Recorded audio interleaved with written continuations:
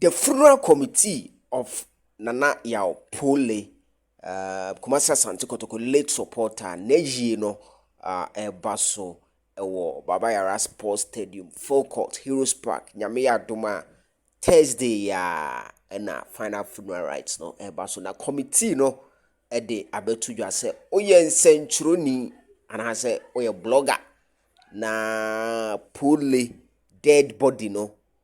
From mortuary to the Baba Yara Sports Stadium back to Pooley Chrome Hall. Na oja cho phone se ukutwa. Now they are called to social media. Aseme beto nya asem ketwa. Hi. Asem we ehia me pa enti ame amani abra me ye hu news no. Sa utwa obi dead body a. Now they got to social media. Sika no wenya asen. When sika ni brenti. Just imagine say nipa ne ye wabusu ani a. Nka wo be yesa.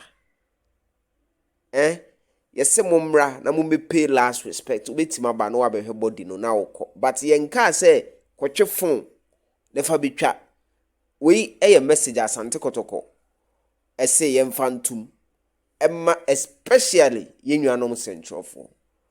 Ena exclusive ena den no. We no body no. Unim na ukotwa body no na ade beche na body no. Pooley body no enam social media na flyer. Just imagine say oba no ne yere ofa ne phone no ko social media na ne kunu body ne edida ho. Enkwada no hu abusuafo no ne maame mo ne ade omu hu a ombe feel sen enti enye we ensentrunia a enye dead body a obetwa no e de be mo wanya ayeyi ana be mo wanya sika enti kotokofo mpanyifo de omo de caution na ba say we ensentruni na ukotwa eho na wo phone no ne yeje bubu no yeje de etiatia so. Yes, me de mateno no Commander Griffiths Kotoko